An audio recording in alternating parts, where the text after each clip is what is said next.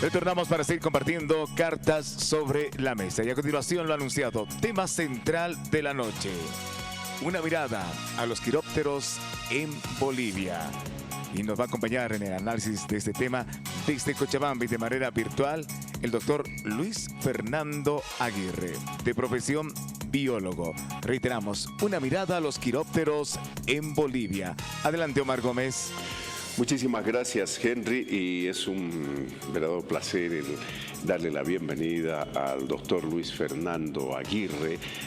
Y me llamó la atención cuando lo conocí, no hace poco, no más de una semana, Fernando Luis, en este caso, que lo conozco y me fascinó, además por llamarle el Batman boliviano, claro, desde un sentido de respeto, por favor, por esa capacidad en conocer a estos animalitos que muchas veces se los ha estigmatizado. Así es que le doy nuevamente la cordial bienvenida. Cuéntenos primero de cómo nace esa pasión por estudiar, en este caso, los murciélagos. Omar, buenas noches. Un millón de gracias por la posibilidad de compartir con ustedes ahora. Esta pasión que tengo de los murciélagos viene desde muy chiquito. Básicamente, desde que tengo 8 años, he sido un fanático total de los murciélagos.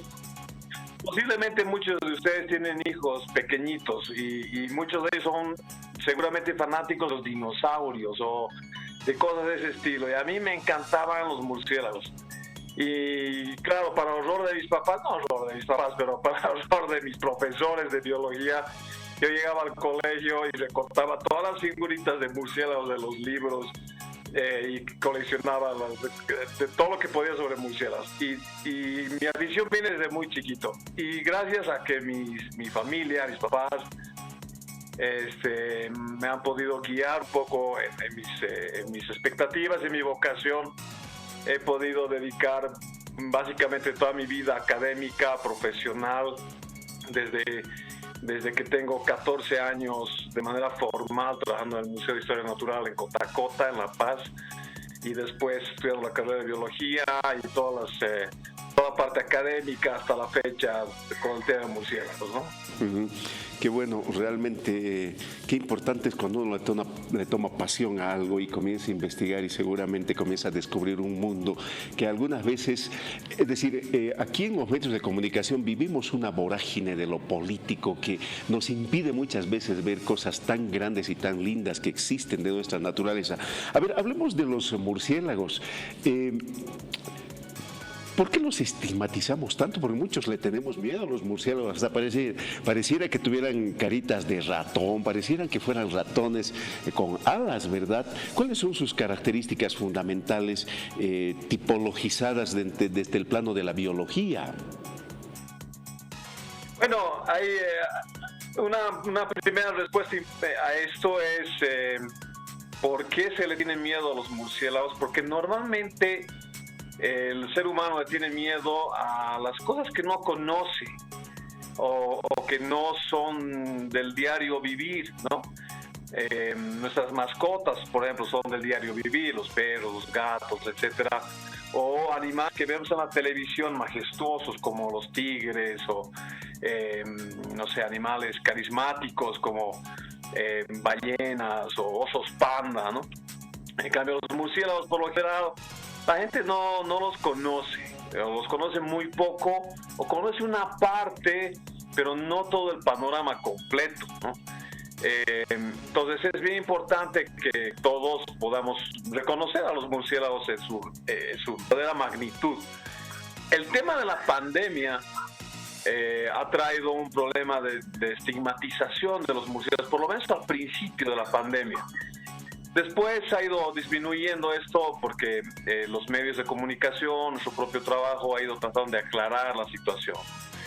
Entonces, para ponerlo en contexto general, una característica básica de los murciélagos, fundamental, es que son los únicos mamíferos voladores que existen, ¿no? No hay otros iguales. Existen ardillas voladoras, planeadoras, pero no son realmente voladoras, ¿no? En cambio, los murciélagos son unos mamíferos realmente voladores, adaptados únicamente a eso, a poder volar. Después tienen otro tipo de adaptaciones bien importantes, como el sistema de radar o la ecolocalización, que es la forma que tienen ellos de navegar. Y esto me sirve para explicarles un primer punto importante, que es el hecho de que mucha gente piensa que los murciélagos son ciegos, por ejemplo, ¿no? Los murciélagos no son ciegos. Los murciélagos ven bien, por ejemplo, cuando están de día, en sus guaridas, en sus cuevas, etcétera. Ellos ven bien. Pero como son nocturnos, han desarrollado el sistema de radar para poder navegar en la noche, encontrar sus presas y comer, etcétera. Y entonces esa es otra característica importante. El vuelo es una, el sistema de radar es otro que es muy, muy importante. Y otra característica ecológica, si se quiere, es que hay una diversidad de murciélagos que es espectacular en el mundo en general y en Bolivia en particular. Después de los roedores, los murciélagos son el grupo de mamíferos con la mayor cantidad de especies. Existen en el planeta alrededor de 6.000 especies de mamíferos, y de esos, más o menos unos 1.600 aproximadamente son especies de murciélago. Entonces la diversidad es muy grande. Ahora están viendo unas imágenes, por ejemplo, de colores, de formas, de tamaños, con líneas blancas. Hay colores anaranjados, por ejemplo, que es el murciélago pescador. Entonces hay muchas adaptaciones ecológicas, ¿no? Entonces es un grupo muy diverso. Creo que esas son las tres características más llamativas de los murciélagos, entre muchas otras que podemos encontrar, claro. Ahora, claro, este era un mito, y yo la verdad que acabo de enterarme. Siempre hemos pensado que el murciélago evidentemente tiene desarrollada una capacidad de ubicación que son como radares. Esto le sirve mucho. Sobre todo es un animal nocturno, ¿verdad? Es su atributo fundamental o su característica fundamental. Y su sistema de radar le ayuda para precisamente llevar adelante su desplazamiento en la noche. Se dice que no se chocan nunca los murciélagos en las cantidades incluso que existen. Sí, yo he tenido la oportunidad, por ejemplo, de estar en algunas cuevas muy grandes.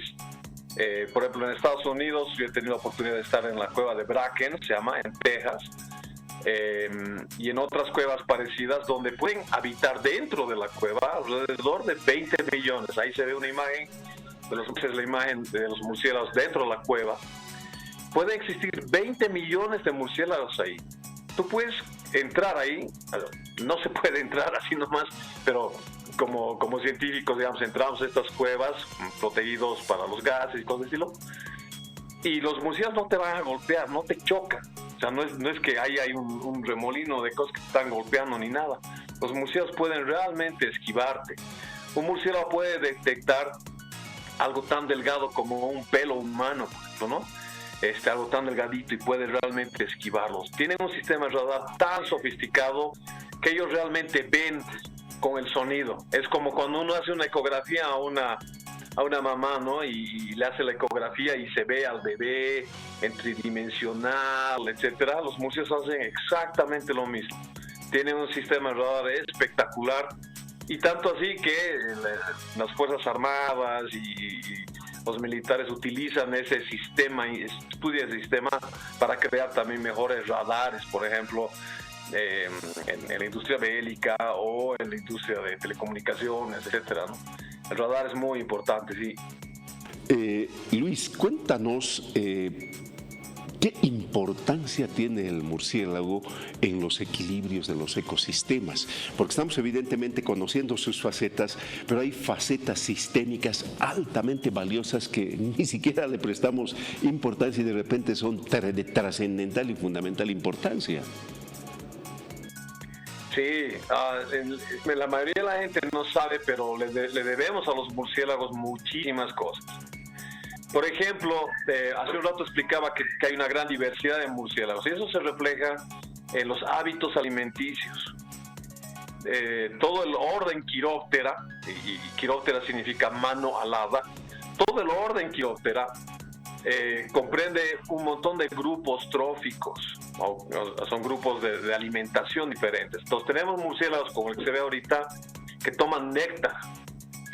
Tenemos murciélagos que comen frutas. Tenemos murciélagos que se alimentan de insectos. Tenemos murciélagos que son incluso carnívoros, que se alimentan de pequeñas aves, como el que se ve ahorita que va a comer a un insecto. Tenemos entonces hay unos grupos tróficos muy variados. Ahora, esa función de los murciélagos, por ejemplo, ser carnívoros, ser nectarívoros, ser frugívoros, hay algunos que comen peces, etcétera, se traduce en un servicio ecosistémico, un servicio a la humanidad. ¿De qué manera? Por ejemplo, los murciélagos que se alimentan de néctar ayudan a la polinización de cientos de plantas, cientos de especies de plantas en el mundo. Plantas tan importantes que muchas de esas son incluso claves para las economías locales. Por ejemplo, en México, una planta polinizada por murciélagos importantísima es el ágave o el maguey, del cual se saca el tequila. Si no hubiera murciélagos, habría básicamente la industria tequilera podría verse fuertemente afectada, y ni qué decir un montón de mexicanos y bolivianos tristes. Por otro lado, los murciélagos que se alimentan de frutas, lo que hacen es consumir la fruta, vuelan por el bosque y van defecando y caen las semillas por todo lado, como lluvia de semillas. Y esa lluvia de semillas lo que va a hacer es promover que el bosque se regenere. Entonces una semilla cae en un suelo que ha sido clareado, artificial o naturalmente, y empieza a crecer flores y plantas nuevamente. Se los considera entonces jardineros del bosque. Y uno de los servicios claves que tienen los murciélagos, posiblemente uno de los más importantes, porque la mayoría de los murciélagos comen insectos, es el control de insectos, precisamente. Insectos que muchos de ellos pueden ser, por ejemplo, transmisores de enfermedades como mosquitos, o plagas, por ejemplo, del maíz, del algodón, de las uvas, etcétera, ¿no? Entonces, el control biológico que tienen los murciélagos es muy importante. En este video que están viendo ahorita en la pantalla, y se ve como un murciélago va a capturar una polilla al vuelo. Esa polilla puede ser una de las dos que hay en Bolivia, por ejemplo, el cogollero o el barrenador, que son típicos gusanos. Si tú vas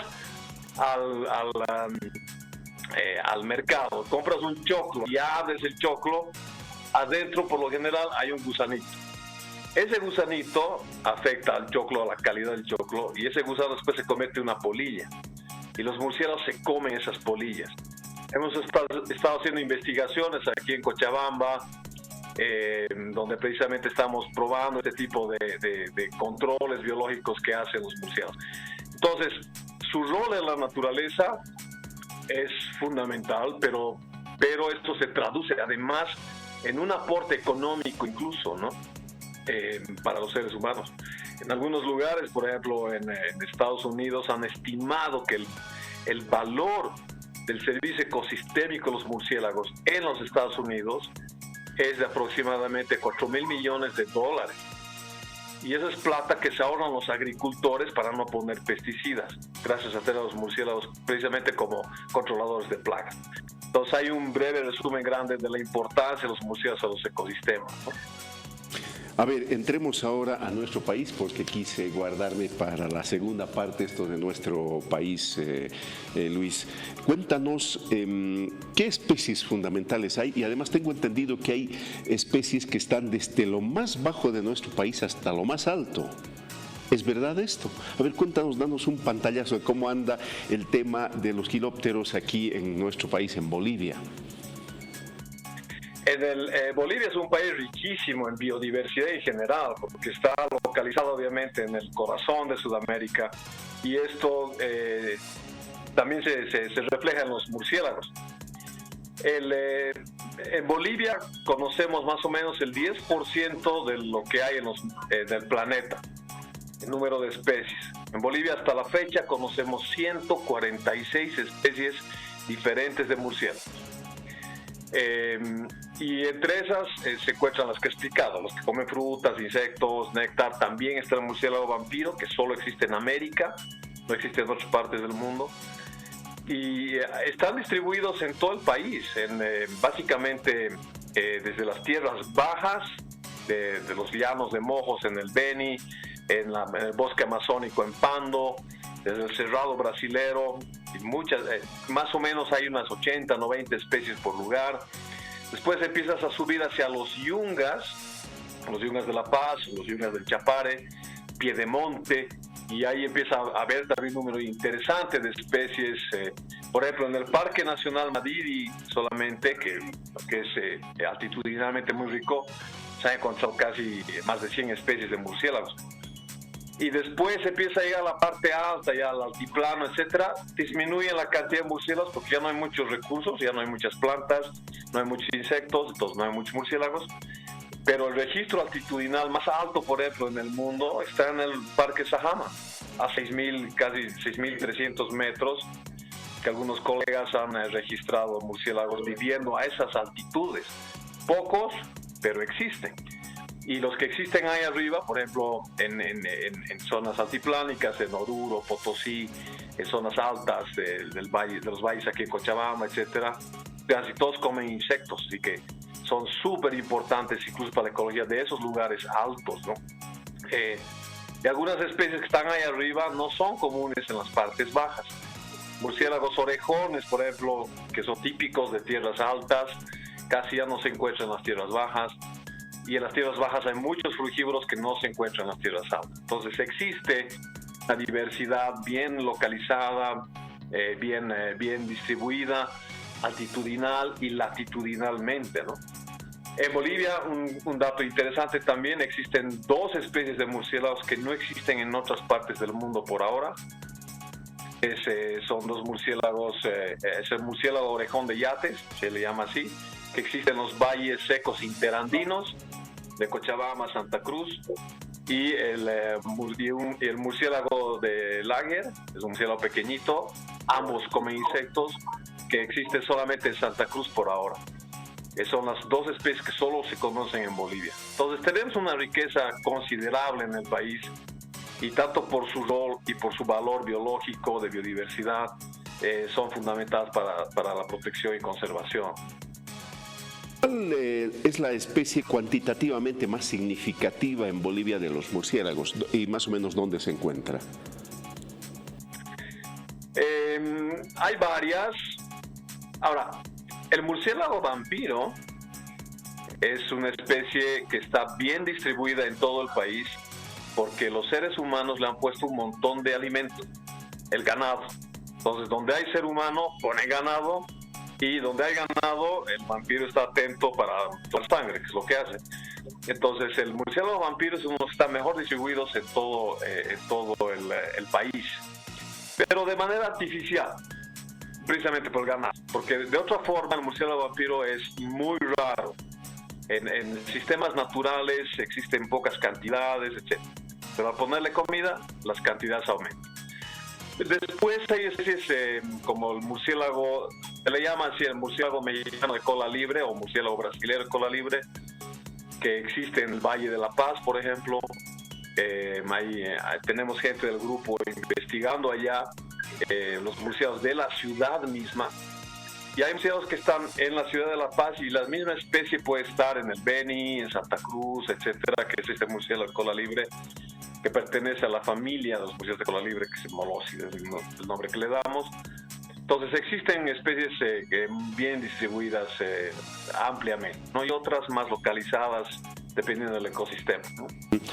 Háblanos un poco de su reproducción, más o menos, me imagino que es por especies, pero en formas globales, por ejemplo, ¿cuál es su forma de reproducción y cuántos más o menos por cada parir de la hembra, me imagino? Cuéntanos esos detalles.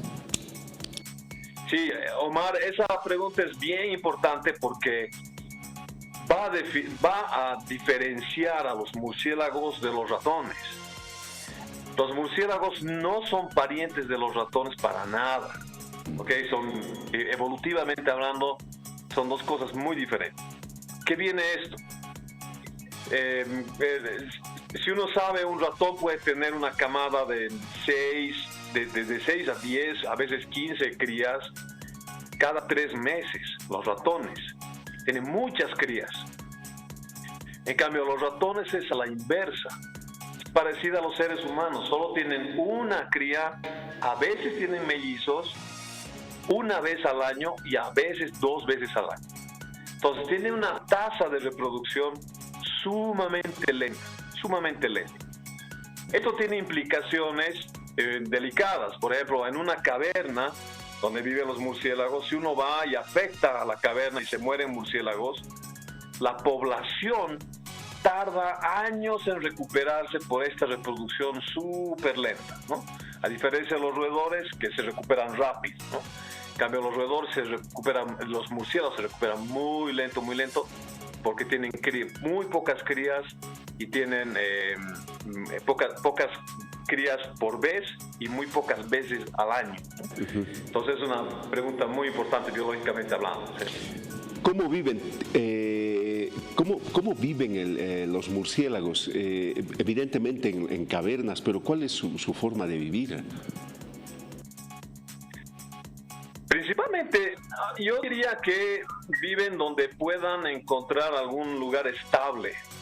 Y como toda respuesta biológica depende de la especie, pero en general los murciélagos viven en cavernas o cuevas, porque normalmente las cavernas o cuevas son estructuras geológicas estables, con microclimas estables, y eso les gusta a los murciélagos. Pero por ejemplo en Bolivia, por ejemplo en el Beni, es un lugar plano que tiene islas de bosque, ¿no? Y hay un montón de especies. En un sitio donde yo he estudiado allá en las estancias de espíritu, por ejemplo en el Beni, hemos encontrado como 45 especies de murciélagos. ¿Y dónde viven? Era una de las preguntas. Están viviendo en los troncos huecos o debajo de las hojas. Hay algunas imágenes que andan circulando por ahí en la que los murciélagos construyen hojas, muerden las hojitas, la hoja se cae y produce como una especie de carpa. Entonces hay murciélagos tenderos, se llaman así, o murciélagos que construyen carpas. Entonces viven en muchos lugares. En las ciudades hay muchas especies que se han adaptado a las ciudades y empiezan a vivir en los techos de las casas, que también son hábitats estables, ¿no? De temperaturas constantes. Entonces esas cosas les gustan a los murciélagos. Entonces por lo general buscan ese tipo de ambiente. Y muchas veces nos aprovechamos de eso para construir casas artificiales. Se ha puesto de moda en algunos lugares, especialmente en el norte, en Europa, Estados Unidos, Canadá. Aquí en Latinoamérica está entrando de a poquito la construcción de guaridas artificiales para atraer murciélagos y tener más murciélagos cerca de las casas o cerca de las plantaciones, para que sirva, por ejemplo, el control biológico, ¿no? Entonces, ahí es donde viven los murciélagos, ¿no? Otra pregunta que me parece importante, a ver, ¿cuáles son las envergaduras? Porque estuvimos revisando algunas cosas y hay desde pequeñitos y habían habido realmente grandes, ¿verdad? Sí. Uno de los mamíferos, y no solo murciélagos, uno de los mamíferos más chiquitos del planeta es un murciélago. Es un murciélago que existe en Indonesia, se le llama el murciélago abejorro, o bumblebee bat, ¿no? El murciélago abejorro, que es más pequeño o del tamaño de la punta de mi pulgar. Es un murciélago súper chiquitito que debe pesar como una moneda de un boliviano. Así de chiquititos, son súper pequeñitos. Y el contraste, el murciélago más grande que existe en el sudeste asiático, son los zorros voladores, que pueden llegar a medir de envergadura unos 2 metros con las alas abiertas y pesar unos 3, 4 kilos, que son básicamente como unos chihuahuas voladores, les dicen zorros voladores. Esos son los más grandes, pueden ser realmente muy grandes. Esos grandes se alimentan de frutas, de mangos, de plátanos y de esas cosas. En Bolivia, nuestro murciélago más pequeñito es un murciélago vespertino, pequeño, que debe pesar alrededor de unos 4 o 5 gramos o 6 gramos, son pequeñitos. Y el más grande que hay en Bolivia es una especie bien distribuida en Latinoamérica, que es el murciélago espectral. Le dicen, ese es el nombre, murciélago espectral, que mide 1 metro de envergadura en Bolivia. con las alas abiertas.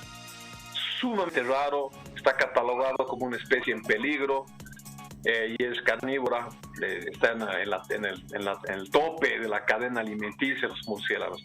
Entonces estos murciélagos hay una variedad, como ven, hay una variedad en formas, tamaños, colores, etcétera, que es espectacular, ¿no? ¿Cuánto tiempo más o menos viven, Luis? Omar, es otra pregunta alucinante, que es una excelente pregunta. Una cosa que llama mucho la atención, normalmente en los mamíferos, mientras más grande eres, más tiempo vives. Ese es el principio general. Entonces, si tú eres una ballena, vas a vivir, 80, 90 años. Si eres un elefante, 70, 80 años, ¿no? Entonces, más grande que eres, más vives. Pero en los murciélagos esa regla no se aplica. Los murciélagos, para su tamaño, son súper longevos. Pueden llegar a vivir hasta 44 años. Hay registros de casi 40 años, 44 años. El promedio de los murciélagos anda alrededor de los 25 años, más o menos, en vida silvestre. Y hay murciélagos que los ha tenido en zoológicos, en cautiverio, hasta 30 años. Entonces son súper longevos, ¿no? Y esa es una adaptación, al igual que una reproducción lenta. Parte de su adaptación biológica es vivir mucho tiempo, ¿no? Entonces eso le permite tener poblaciones que se recuperan lentamente, pero que se recuperan en el largo tiempo. Entonces son súper longevos, es impresionante el tema de los murciélagos. Sí.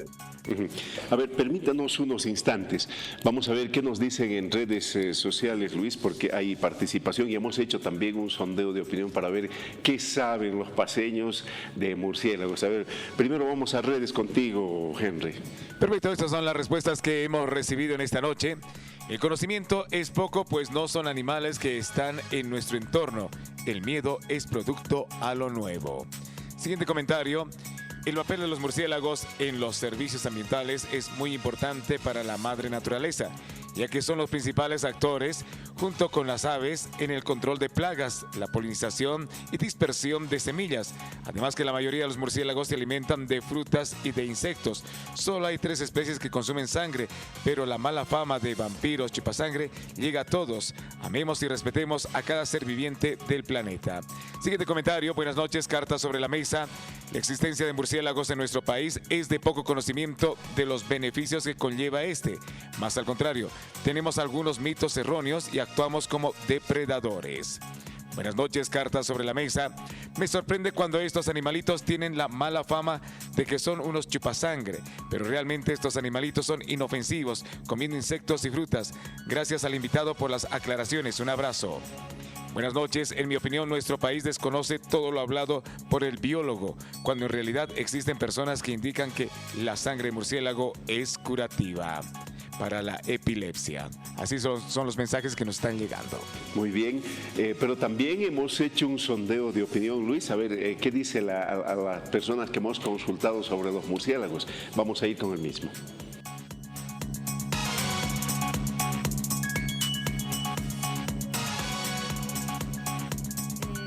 Sí existen, que hay pueblos donde tienen grutas y hay murciélagos.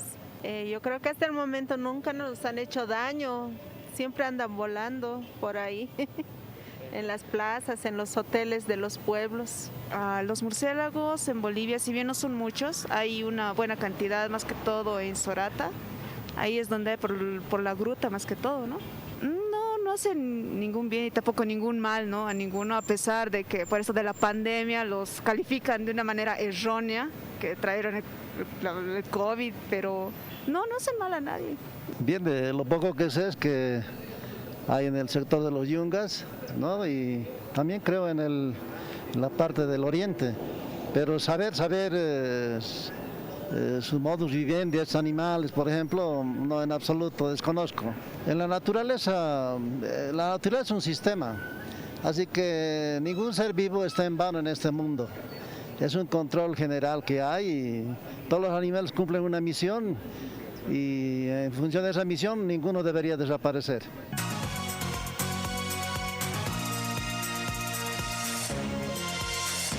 interesante todos esos detalles. A ver, tengo dos preguntas para ti, medias perversas algunas de ellas, porque claro, esto de la pandemia, como decías, nos ha hecho pensar un poco mal en los murciélagos, pero el gato, el perro, los ratones, todos los animales nos transmiten enfermedades. ¿Cuáles son de las más conocidas de los murciélagos que puedan transmitir a los seres humanos? Bueno, los murciélagos pueden transmitir muchas enfermedades, al igual que los animales en general. Al ser mamíferos, también son portadores de varios virus y cosas del estilo. Hay, por ejemplo, enfermedades como el anterior, el SARS-CoV, el COVID anterior. Es un coronavirus que está presente en los murciélagos. Entonces, los murciélagos sí son portadores de varios coronavirus, por ejemplo, ¿no? Aunque no se sabe nada si son portadores del actual coronavirus, porque no se ha encontrado al huésped original. Pero posiblemente de los murciélagos son reservorios también de esto. Entonces, coronavirus es un tipo de enfermedad que puede ser transmitida por los murciélagos. El virus de la rabia, como cualquier mamífero, los murciélagos sí pueden tener rabia. Y en el caso del murciélago vampiro, al estar en contacto con el ganado, empieza un círculo vicioso de contagio entre el ganado y el vampiro, etc., ¿no? Entonces hay poblaciones de vampiros que están casi todo el tiempo con el reservorio, les entra un estrés, puede ser falta de agua o alimento, se les activa el virus de la rabia y pueden empezar a contagiar rabia al ganado. Por eso existen técnicas desde vacunación hasta control del vampiro. Se cree que el ébola en el África podría ser transmitida por murciélagos, pero parece que en realidad es un virus transmitido en el agua, en el río Ébola, en el África, pero todavía eso está en discusión. Entonces existen una serie de enfermedades o virus que están en los murciélagos. Otra, y eso mencionaba cuando estábamos entrando a la caverna, por ejemplo, donde hay mucho murciélago, entramos con máscaras, no por los virus de los murciélagos, sino por los hongos que pueden crecer en las heces de los murciélagos que están en el suelo. Entonces ahí pueden crecer hongos como el histoplasmosis, que más o menos tienen lo mismo muchas palomas, ¿no? En las casas pueden transmitir también histoplasmosis, algunos murciélagos también lo pueden hacer. Por eso, cuando hay muchos murciélagos entre techos, lo recomendable es tratar de cambiar el techo, arreglar el techo sin matar a los murciélagos, dejarlos irse, cambiar el techo bien y limpiarlo, ¿no? Porque puede ser un lugar donde se produce algunos de estos hongos. Todos los murciélagos sí tienen transmiten algunas enfermedades, pero no tanto como se pide. Luis, para ir cerrando esto, y cortito por favor, porque nuestro tiempo ya se cumplió, ¿cuáles son los riesgos más fuertes para la comunidad de murciélagos? La destrucción del hábitat, definitivamente. El vandalismo en las cavernas. La gente entra a las cavernas a matar a los murciélagos porque creen que todos son vampiros. Los contaminantes o plaguicidas. Se nos fue el Zoom, qué pena de verdad. Quiero agradecerle. ¿Es posible retomar, Esteban, para el final? No, me dices, producción, si es posible o no es posible. Entre tanto, nosotros vamos a ir precisamente a algo muy importante, Henry. Vamos a aprovechar estos instantes para el resumen de noticias aquí en Cartas sobre la Mesa.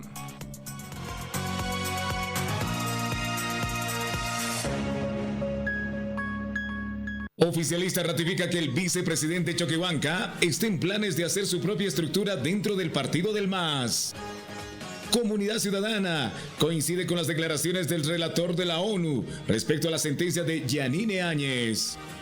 Diputado Bazán desmiente audio que lo involucre en sabotaje a la Brigada Parlamentaria Cruceña. Varias autoridades asistieron a la mesa de unidad por el censo, convocada por la diputada Luisa Nayar. Para opositor, modificaciones al Código Tributario solo es un parche.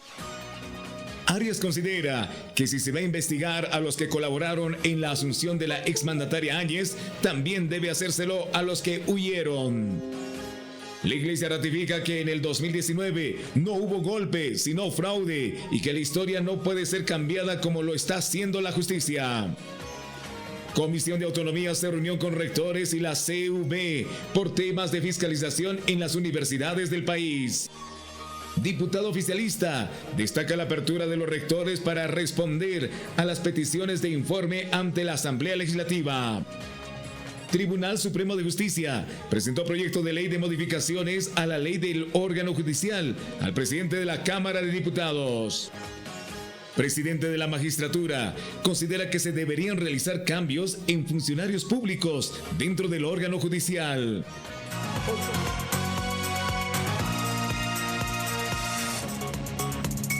Bueno, retomamos el contacto, por favor. Sí, decíamos que estábamos en el final. Luis, de verdad, tú nos decías el medio ambiente o las cosas que le estamos haciendo a nuestro medio ambiente. Concluye la idea, por favor. Sí, decía que entonces destrucción del hábitat, vandalismo en las cavernas, contaminantes de la comida de los murciélagos mismos, la superstición y el folclore a veces puede causar problemas también. Entonces son elementos que causan problemas a los murciélagos. Omar, 1.000.000 de gracias por la oportunidad de conversar sobre los murciélagos y quedo atento a cualquier cosa en el futuro. Encantadísimo. Muchas gracias. Luis Fernando, de verdad para mí ha sido un honradísimo placer conocer de los murciélagos, por la verdad que ignoraba muchas de las cosas que nos han dicho y de verdad te felicito por todo ese conocimiento y esa pasión que tienes por estos animales. Te estaremos convocando, no dudes, sin lugar a dudas. Un abrazo grande a la distancia.